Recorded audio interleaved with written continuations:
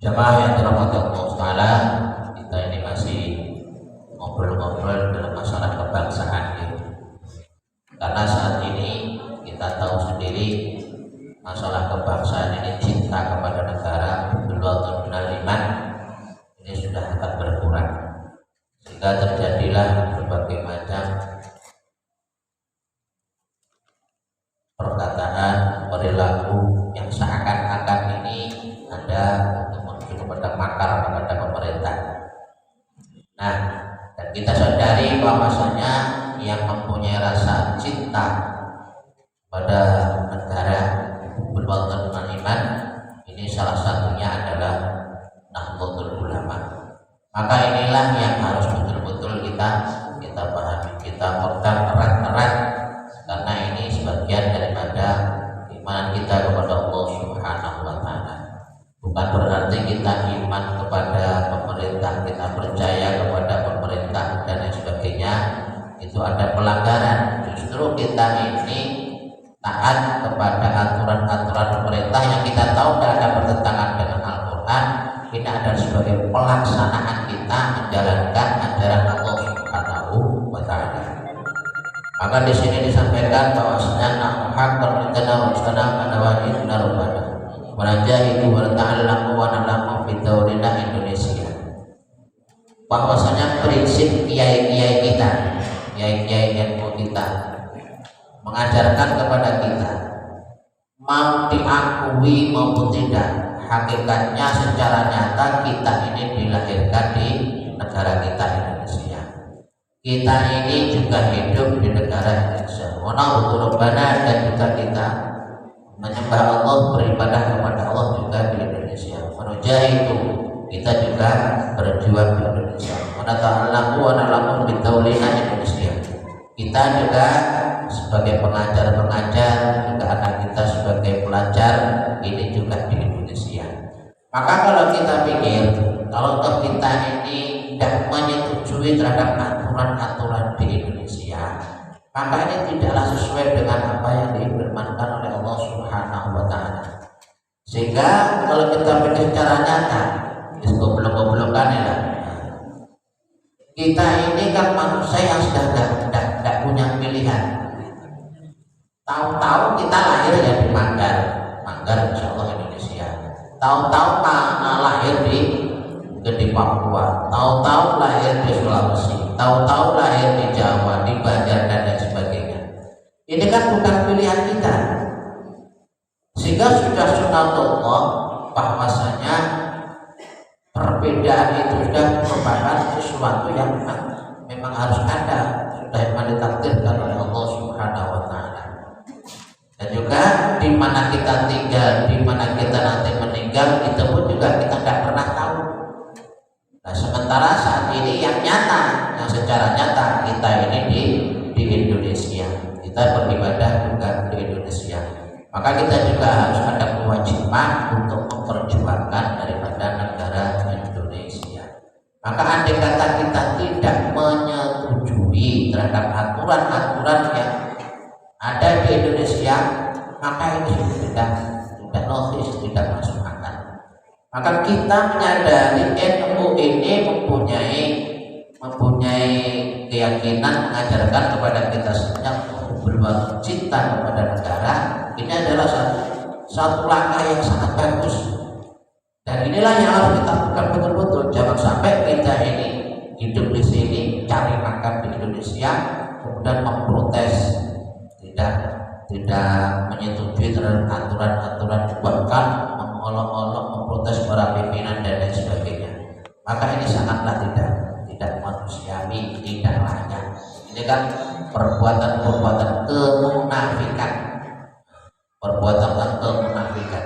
dan inilah yang menjadi kebanggaan kita. Kita ada di Nahdlatul Ulama yang memang di dalam alurnya itu selalu taat kepada aturan-aturan negara. Kita juga berkewajiban memperjuangkan apa-apa yang ada di Indonesia. Maka ini adalah salah satu kelompok yang memang kita ini patut bersyukur kepada Allah. Alhamdulillah kita ini dikumpulkan oleh Allah di firqah-firqah sebagaimana ahli sunnah wal jamaah yang saat ini kita laksanakan adalah Nahdlatul Ulama. Maka la yajuzu tarkul haqqi li ajil mauhum. Maka pedoman lagi kita ini tidaklah patut, tidak pantas kalau kita ini meninggalkan sesuatu yang nyata li ajil mauhum, kemudian kita ini menuju kepada hal-hal yang fata morgana, yang kurang jelas. Begini, kan saudara-saudara kita kan banyak ini dari planet lain. Nah, dia tidak menerima aturan yang ada di Indonesia. Maunya Indonesia itu mau dibikin negara Islam, mau dibikin khilafah dan lain sebagainya. Itu kan hanya satu impian. Maka harusnya itu kan kita menyadari apa yang ada sekarang. Maka tidak layak kalau kita ini meninggalkan sesuatu yang sudah nyata, kemudian kita mengejar kepada sesuatu yang masih belum nyata. Impian yang tidak nyata malah kita kejar. Sementara yang nyata kita ini tidak mau mengikuti aturannya. Nah, ini adalah bukan suatu prinsip yang diajarkan oleh Allah, bukan satu prinsip yang diajarkan oleh Rasulullah, bukan satu prinsip yang diajarkan oleh ulama-ulama kita. Makanya ulama-ulama kita mengajarkan kepada kita untuk menyadari hal, dan ini adalah termasuk hubul baton, adalah merupakan nilai-nilai kebangsaan. Maka beberapa kali ini di Kementerian Agama selalu mengadakan bintep toleransi, itu selalu menyuarakan untuk masalah toleransi beragama. Dan yang mempunyai prinsip toleransi termasuk itu adalah dari kita Nahdlatul Ulama. Hakikatnya dari asalnya kan kita itu sudah berbeda, dibikin oleh Allah wa ja'alna ummatan wasata, bahwa kita diciptakan oleh Allah dalam posisi di tengah-tengah, tidak ekstrim kanan, tidak ekstrim kiri, toleransi. Yang penting kita harus tahu, bukan berarti toleransi di dalam masalah peribadatan, tapi dalam masalah muamalah.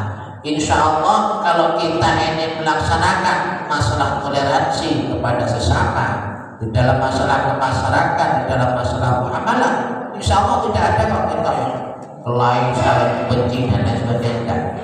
Mereka itu saling membenci kan karena tidak melaksanakan, tidak menerima masalah toleransi. Dan ini selalu ditekankan di Kementerian Agama. Berkali-kali kita ini bisa di hotel sana, hotel itu diupayakan untuk menyuarakan, disampaikan kepada masyarakat kita ini harus betul-betul memegang kuat masalah toleransi kepada sesama. Karena itulah yang nanti akan menimbulkan satu keamanan dan keamanan. Maka prinsip yang dimiliki oleh orang-orang ulama-ulama kita ahli sunnah wal jamaah adalah masalah wasatiyah, atau kita saling menghormat antara satu dengan yang lain.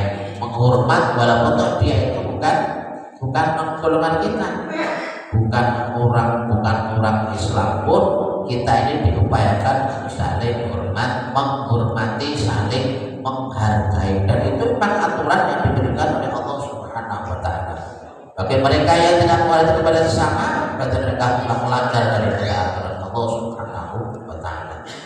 Maka salah satu bentuk ajaran juga daripada alim ulama dalam muhammadu ala qatib sholeh wal aqdam idadidil aslah. Salah satu bentuk lagi bahwasanya prinsip yang diberikan oleh para ulama kepada kita ini adalah menjaga tradisi-tradisi lama yang bagus, kemudian mengambil tradisi-tradisi baru untuk lebih bagus lagi. Salah satu contoh ini, kita ini yasinan tahlilan kan selalu diponis yang ini, yang itu, yang bid'ah dan lain sebagainya. Karena mereka punya anggapan tradisi yasin itu peninggalan Hindu Buddha. Tuduhannya kita kan begitu. Nah, tuduhan yang diberikan kepada kita kan begitu. karena itu dulu memang biasa dilakukan oleh orang-orang sebelum Islam masuk di Indonesia. Maka prinsip muhawatu ala qadimi sholeh wal akhdhu bi qillatil aswah ini adalah diberikan oleh ulama kita. Nah, salah satu telah yasinkan dulu kumpul-kumpul makan-makan itu kan sudah biasa. Sebelum para wali ini mengibarkan bendera Islam di Indonesia itu sudah kebiasaan orang-orang ini sudah biasa. Tapi kan tidak seperti itu. Sehingga tradisi-tradisi lama yang di situ bertentangan dengan tradisi Islam, bertentangan dengan aturan Islam, maka oleh para ulama kita, para wali kita digeser. Bukan berarti dihapus semuanya, cukup digeser. Jadi kumpul-kumpulnya tetap ada. Kalau dulu kumpul-kumpul dengan minum minuman keras dan lain sebagainya, nah, akhirnya digantilah minuman itu dengan minum air putih, kopi apa teh dan lain sebagainya. Kan indah kan? Kemudian kalau dulu kumpul-kumpul itu dengan kita membaca mungkin Bismillahirrahmanirrahim sekarang berlanjut apa pokoknya menyembah sama yang wiji dan lain sebagainya. Maka dibikinlah oleh para ulama, bikinlah oleh para kiai hal semacam itu, yang apa itu namanya baca-baca mantra dan lain sebagainya. Maka digiring, dilatih, diganti dengan kalimat-kalimat thayyibah yang bagaimana yang biasa kita lakukan tahlil dan sebagainya. Ini adalah pergeseran. Jadi kumpul-kumpulnya kan tidak masalah, kumpul-kumpul tetap ada. Cuma yang bertentangan dengan agama Islam ini diganti, mengambil sesuatu yang baru, yang itu akan menjadi sesuatu yang lebih bagus. Yang dulunya minuman keras diganti dengan minuman yang halal, air putih, kopi, teh, susu dan lain sebagainya, atau kopi susu. Nah, kopi susu tidak jelas. Nah, kemudian diganti seperti kumpulnya tetap, kemudian kalimat-kalimat thayyibah ini sebagai ganti daripada mantra-mantra yang dibaca orang-orang sebelum masuk Islam. Loh kan itu kan tradisi lama. Tapi tradisi lama itu digeser bagaimana supaya tidak bertentangan dengan agama, bukan dirubah semuanya. Nah, tidak dirubah semuanya supaya orang ini tidak enak untuk diajak, enak untuk diajak. Seperti masalah tumpeng itu sudah dulu ada tumpeng ingkung. Dalam satu riwayat bahwasanya di Indonesia dulu itu ada satu tradisi, ada satu perkumpulan yang biasa makan manusia.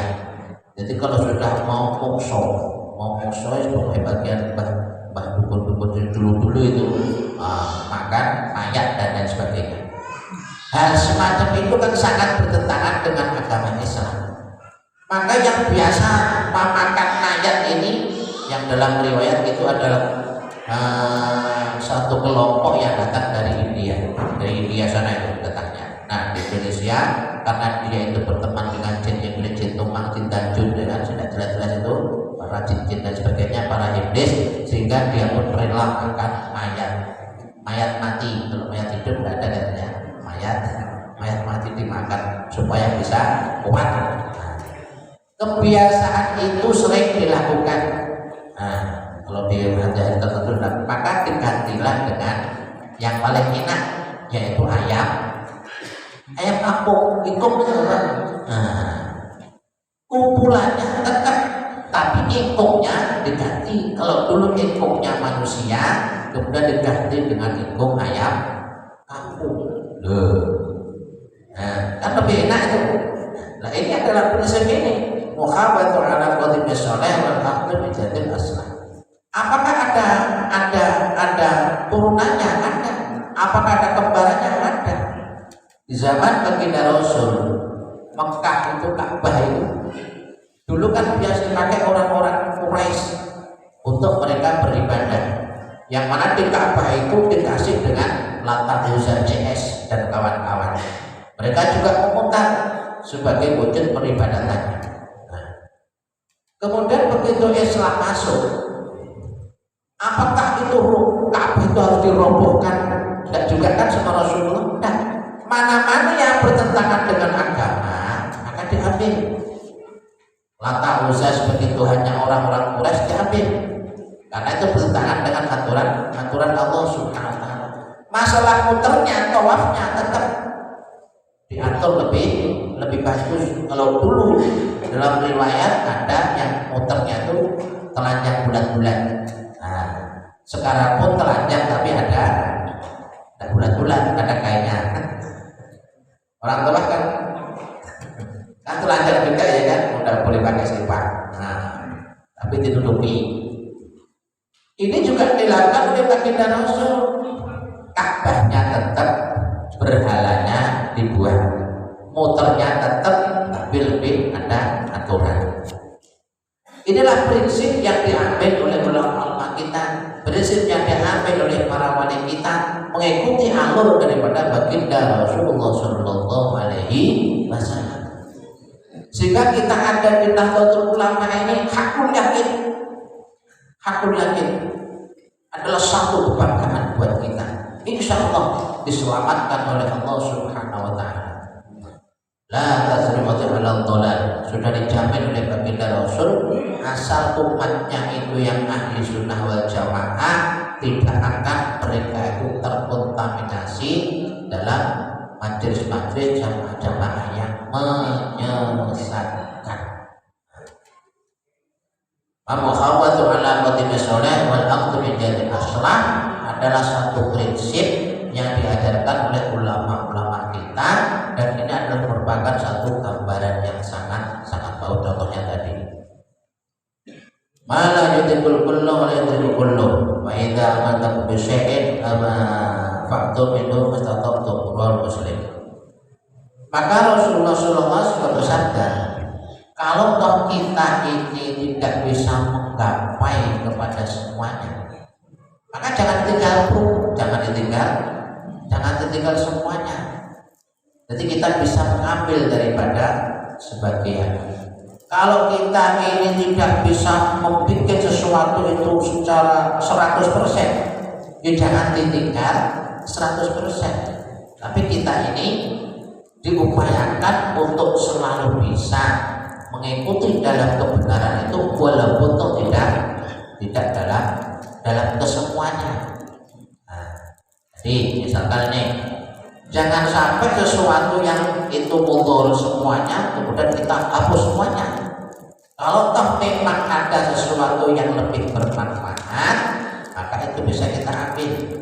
Nah, salah satu contoh dalam ibadah kita ini, salah satu ibadah, prinsip ibadah yang diterima oleh Allah itu kayak mukhlishina lahuddin,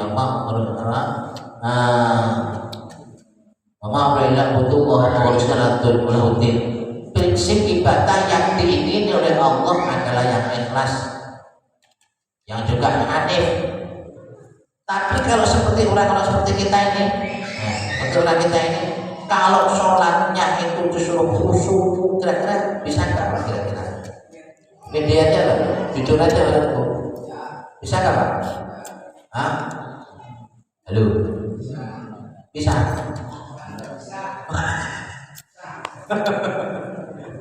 Kalau model-model kayak kita ini susah ya, suruh sholat khusyuk mulai dari takbiratul sampai salam ya. Wes 12. Nah ini. Kemudian kita punya keyakinan, lah sholat yang diterima oleh Allah adalah sholat yang khusyuk.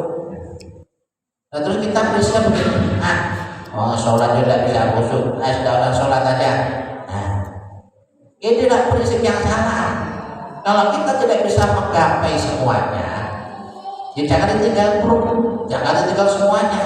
Kita tetap menjalankan sholat walaupun toh kita tidak menggapai kepada kekhusyukan kepada Allah Subhanahu wa Ta'ala.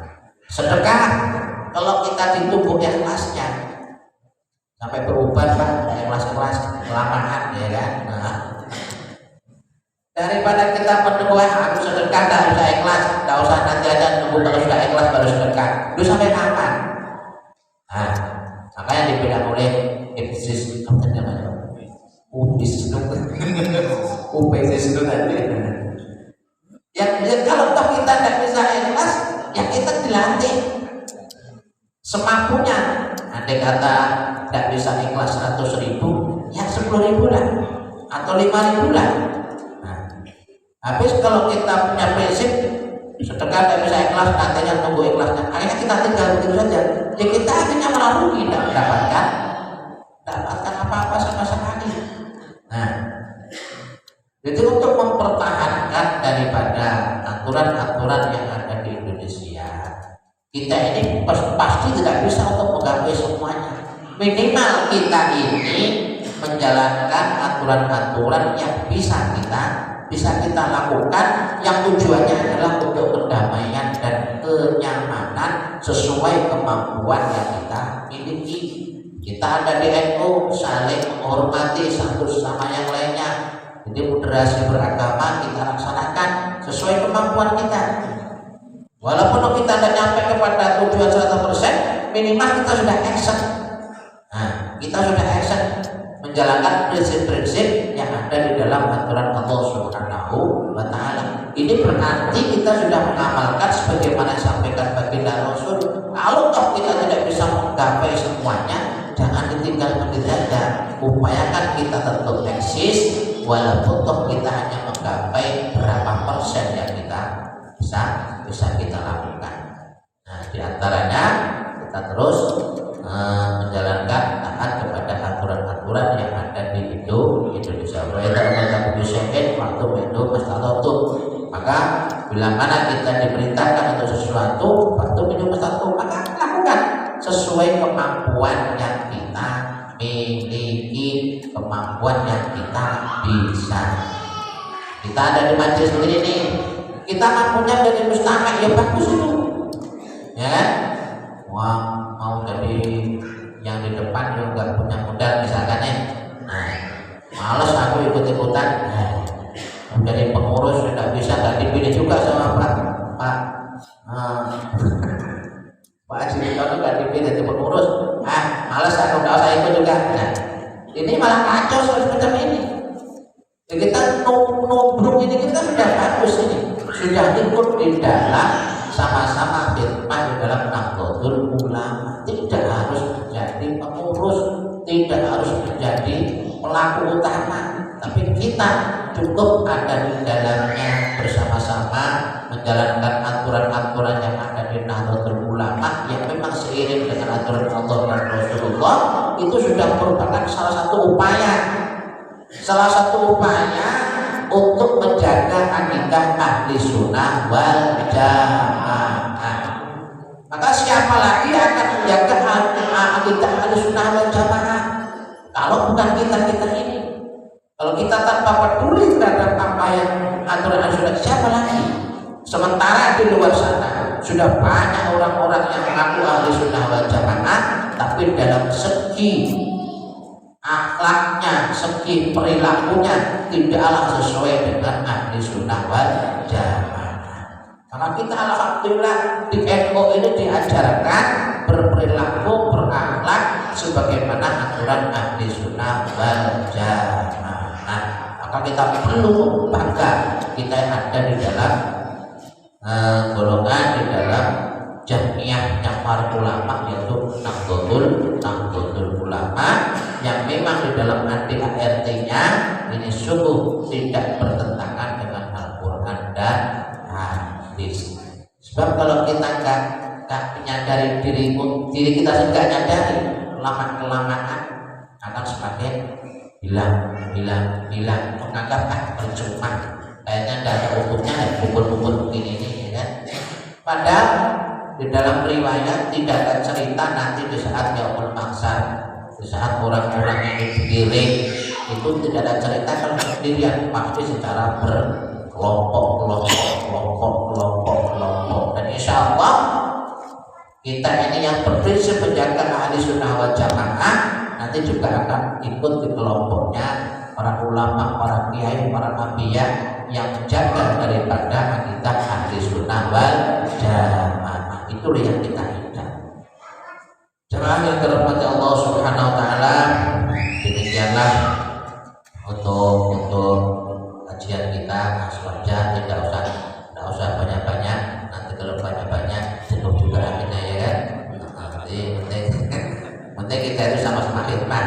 Maka hubbul waton minal iman, cinta kepada negara itu bagian daripada iman kita kepada Allah Subhanahu wa taala.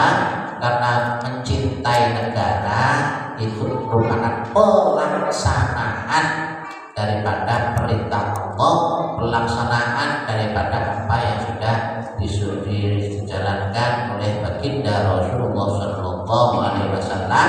Sebagaimana Rasulullah sangat mencintai kepada tanah Mekah, sangat mencintai kepada Madinah, maka kita pun juga mencintai kepada negara yang kita tempati, yaitu negara Indonesia.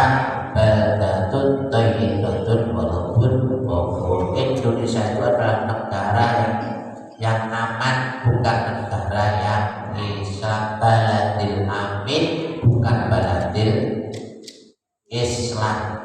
Negara yang mengutamakan kedamaian dan kenyamanan. Jemaah yang dirahmati Allah, inilah sebagai pedoman daripada kiai-kiai kita untuk kita ini betul-betul